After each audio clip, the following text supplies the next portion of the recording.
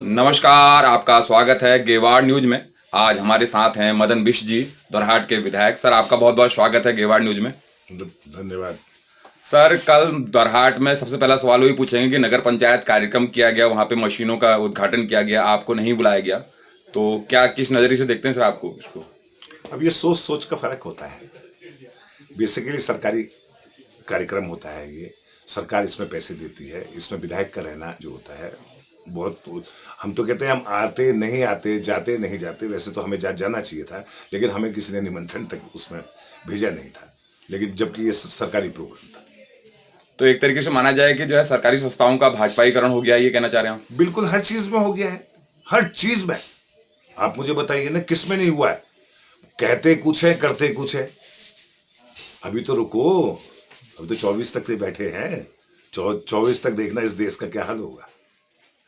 Sir, ये कहा जाता है कि भाजपा सरकार कमजोर है उत्तराखंड में खास तौर से, और लेकिन विपक्ष उतना मतलब मजबूती से जो है उसका मुकाबला नहीं कर पा रहा, या उनकी कमजोरियां नहीं उभार पा रहा है। नहीं, खैर देखिए, इस बात को तो मैं बड़ा प्रैक्टिकल और साफ आदमी हूँ। लोग कहते हैं कि भाजपा कमजोर है। भाजपा कमजोर होती तो शासन कैसे बनाती, सत्ता में कैसे आती? लेकिन ठीक है, लुभावने भाषणों से लोगों को अपनी तरीके से हम आपको बता दें, उसी समय 4 चीजें हुई जब हम चुनाव लड़ रहे थे। 12,000 रुपए हमारे क्षेत्र में, चकुटिया से लेके दोरहाट से लेके पूरे क्षेत्र में 2600 बच्चियों को 12,000 रुपए टैबलेट में गए। मेरे यहाँ 2800 कार्ड ऐसे थे जो फ्री राशन वाले थे, और 776 महिला मंगल दलों को 17,000 रुपए दिए गए, और 446 युवा मंगल दलों को 14,000 रुपए दिए गए। और ये इलेक्शन के दौरान थी, सबके खातों में पैसे पड़े। तो सर, आप ये कह रहे हैं कि सत्ता पक्ष जो है अपनी बातों से मजबूत है, लेकिन विपक्ष काफी कमजोर है। चाहे उत्तराखंड में हालिया अंकिता भंडारी हत्याकांड मामला हो, चाहे जगदीश आर्या का हत्याकांड मामला हो, विपक्ष ने काफी देर से बात उठाई और अभी भी घालमेल उसमें काफी किया जा रहा है उस मामले में, दोनों मामलों में। देखिए, विपक्ष को तो तब पता लगता ना, विपक्ष को तब पता लगता जब हमें ये तो पता लगता है कि उसकी लाश जब मिली। उन्होंने तो सब सबूतों को मिटाने के लिए वहीं जहां पे वो रहती थी उसी में बुलडोजर उन्होंने रात को चलाया, रात को। जबकि डीएम कहता है कि मैंने इसमें परमिशन भी नहीं दी और मेरे से किसी की बात नहीं हुई। तो किसी ना किसी, हम तो ये कहते हैं उसी समय उसका रिमांड, यदि पुलिस ने उसका रिमांड क्यों नहीं मांगा? जब वो जेल में गए उसके बाद में पुलिस ने उनका रिमांड मांगा। रिमांड मांगने के बाद में भी उनको 3 दिन का रिमांड दिया गया, जबकि पुलिस ने 4 दिन का रिमांड मांगा था। और ये उस बच्ची को, मैं तो उस बच्ची को बड़ा सल्यूट करता हूँ जिसने मौत के घाट वो गई। वो आज बेचारी वो शहीद हुई वहां पे। मैं तो इस बात को कहता हूँ कि उसने जो है अपने कम से कम प्राण न्यौछावर करके अपने जो आबरू को तो नहीं लूटने दिया, वो तो आबरू लूटने के लिए बैठे थे। और हम तो ये भी कहते हैं, अभी तक ये नहीं बता पा रहे हैं कि भाई कौन से बड़े नेता के लिए वो लड़की को पेश किया जा रहा था। सर, सवाल यही है कि जो ये आक्रोश उठा है वो जनता की ओर से उठा हुआ है, विपक्ष जो है फिर भी निष्क्रिय रहा। विपक्ष तो जब विपक्ष को तब पता लगेगा ना, जब उसकी लाश मिली, सब कुछ मिली, उसके बाद में विपक्ष को, अब कोई आदमी किसी होटल में काम करता है या कुछ करता है, विपक्ष को थोड़ी इसमें वो रहता है। लेकिन जो भी है, बड़ा घिनौनी हरकत है। देवभूमि का जो नाम ये कहते हैं, ये देवभूमि, इन जैसे राक्षसों ने हमारी देवभूमि को भी बदनाम किया है। बीजेपी का सर, विपक्ष के ज्यादातर विधायक जो है आरोप लगाते हैं कि उनको सरकार का सहयोग नहीं मिलता।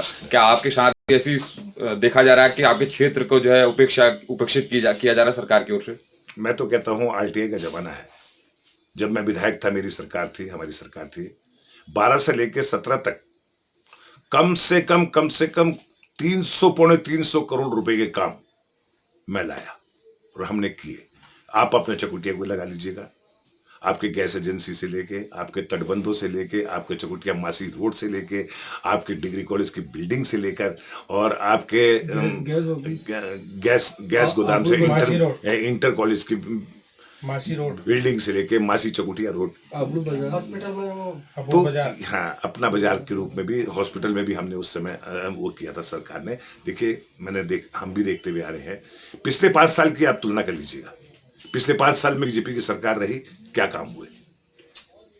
और अब भी पक्षपात तो ये कर रहे हैं। इन्होंने क्या करा है, इन्होंने अपने जो मेंबर थे, अपने जो विधानसभा के मेंबर थे, मोस्टली तो इनके ठेकेदार हैं, इन्होंने, पार्टी ने उनको ठेका दिया और उसके अलावा इन्होंने कोई भी काम नहीं किया।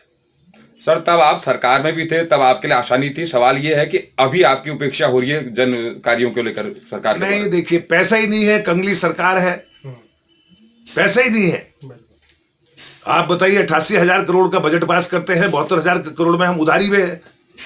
जब हम 12 से 17 तक थे, हम 26,000 करोड़ रुपए उधारी में छोड़ गए थे। आज 72,000 करोड़ का हमारे प्रदेश को उधार है। पैसा ही नहीं है इनके पास, खाली बातें ही बातें हैं, खाली घोषणाएं हैं। एक चीज जरूर हो रही है, जो सीएम घोषणा कर रहा है वही काम हो रहे हैं, उसके अलावा कोई धरती पे कार्य नहीं हो रहा। टल्ले लगाए जा रहे हैं सड़कों पे, ये नहीं कि नई सड़कें बनाई जाएं।